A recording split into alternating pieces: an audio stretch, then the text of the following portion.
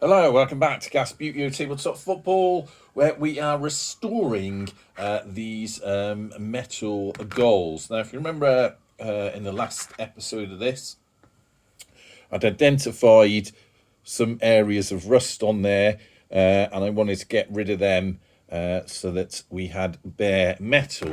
Now, I've managed to do that, and I'm going to tell you how I did that in a moment. I'll just bring that up to the camera, hopefully, if I can, you can see what I mean there. So I've managed to get that back down to bare metal.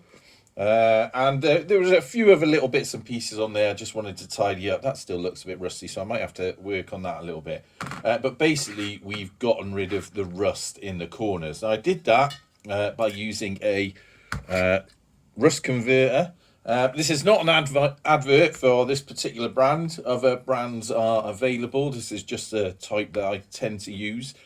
They're certainly not sponsoring anything, and I am fully a paying customer of their product. So this rust converter, very simple. You basically spray it on, leave it for a few hours, and then it turns anything that is useful metal a sort of black colour, and any sort of debris left on there you can remove with a wire brush. And that's what I did. Let me move the chair over so I can sit down. Basically, I got the Dremel on a relatively low speed with a brush on the end, and I basically went over this and it took off any sort of excess and any loose paint, and then I kind of went over a lot of this just to sort of scuff it up a little bit. And then what I'm going to do next is spray it in some kind of automotive gloss. Again, you can use any sort you want. Other versions are available. I'm just using this because there's a little bit left in there and it should be sufficient for these goals. Right, so what I'm going to do next then is spray these. So you can see what they look like there. They've got a few sort of bits that need a bit of paint on there, on the corners. I'm going to give them a coat. I might have to sand some of that off there. There's a bit of dirt there, get rid of that. And then we'll see what they look like. And I think what I'll do, in fact, what I'll try and do is pause this, spray at least one coat on there, and then bring it back so we can see what it looks like. All right, so if you bear with me, go and make yourself a cup of tea. In fact, you'll have to pause if you want a cup of tea, but I should be back in about 30 minutes. Hello, so half an hour has passed. Those goals are now hanging and drying. They've had a first coat of paint on them.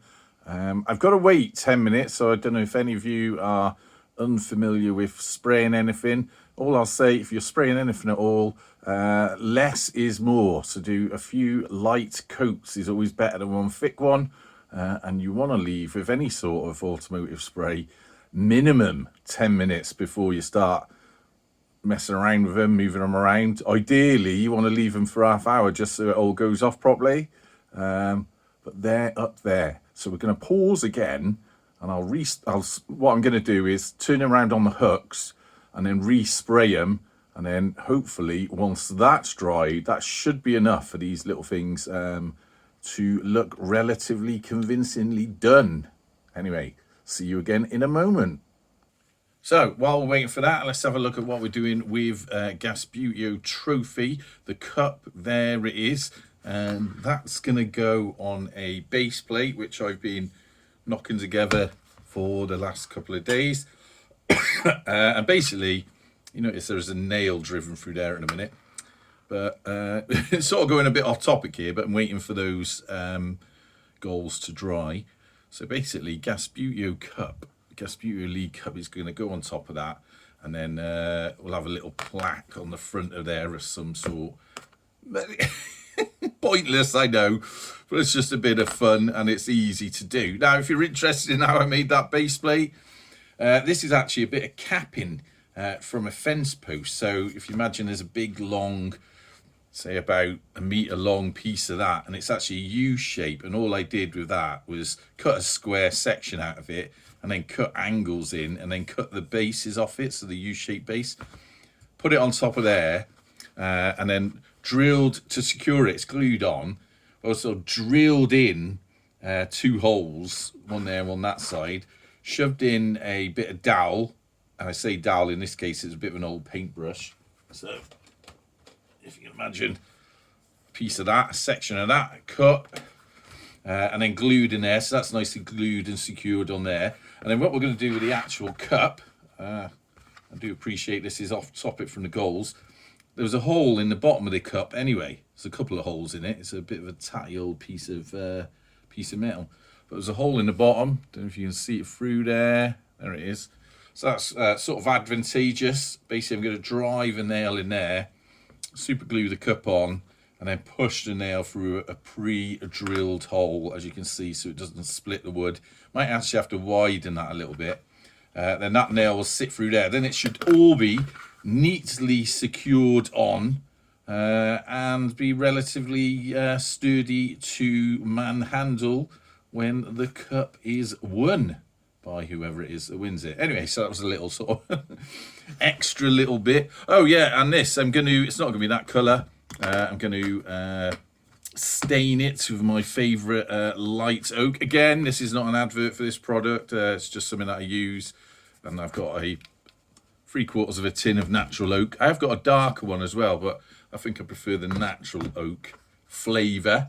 So that's going to be a natural oak, and then I'll probably spray it with some varnish. So that will be the cup ready as well. So the cup's almost on its way, and the goals are just about drying. See you again in a moment.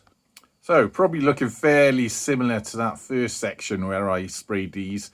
The goals have now had 2 coats of paint on them. I've also turned them upside down, so I hooked them off the other side. That way I'll get a sort of even distribution of paint over them. I'm just about to cough because I've been breathing it in. Always wear a mask, people. If you spray anything, keep it in a well-ventilated area and wear appropriate PPE. I normally do wear PPE, but sometimes you forget. Anyway, so let's pause again, and we'll leave it a few minutes and let them dry off. Okay, so just a bit of a side note on sanding down little fragile bits of metal. I went a bit rough to start with because there were bits of super glue on there. So I used a 60 grit glass paper. That's probably a bit too heavy-handed, if I'm honest with you, but I wanted to get right into some of the super glue that was on there and get rid of it. Probably more suitable if you're going to do this yourself. It's like a 120, something like that. So that's a bit finer. And then right at the end, remember at the start of this video, I said there was a little bit of sort of residue on there that needed coming off one of the posts. I just used a 400. So this is really for, sanding down very fine sort of metals and stuff like that. Very fine sandpaper. I mean, you call it sandpaper. It's not actually sand, but nonetheless, use that in the end so that won't take off big gouges of your paint like the 60 does. All right, so that's just a bit of a guidance if you're into trying anything like this yourself. Right, let's pause again. So while we're still waiting, I've decided to put the first coat of colour on the cup block or the cup stand. As mentioned before, this is a light oak. Sorry, just get that hair out of there. This is pretty good stuff. I like this. I use this a lot on various things, not just Gasbbuteo stuff, because you paint it on, it looks like that, and then very quickly it darkens up to a sort of warmer colour. And that's why I picked the light oak and like that. Anyway, that's a quick one there. That obviously has to dry, and I don't want to get too much of this on my hands whilst I'm waiting for the goals to dry. But they should be dry enough to handle in a few minutes, say another 10 minutes or so, and then we'll have a look how we've got on with them. See you again in a moment. Right, so the goals have now had probably about 15 minutes drying time. So I'm able to get them on here, and I can basically leave them alone now rather than being hung up in the way there. I probably will, as I would with anything like this, once that cake's on properly, and goes off hard, so the paint goes off hard, and you can handle them more readily, I'll probably turn them over and spray the bases again and give that a little bit of a light coat. And then you've got to check for any bits of fluff that have got in there, so peel that off. And once the base is all properly done, so the underside of those little sort of hoops there, I can then stand them up without any concern that the paint's going to get damaged once that's all gone off, and give the whole top of it a good check over, and then another very light spray of the paint just to make them all nice and schmick. Anyway, that will be in the next video, because I'm going to leave these overnight now to go off properly. And then also we've got to look at the netting. So the netting, I did wash the old netting, and I'll drag it out so you can have a look, but I think it's too dishevelled to use. So I'm going to use the new netting stuff that we've got, which will mean I will have to find it, because it is somewhere. But I got it somewhere, and so that will be in the next video. And until then, up the gas.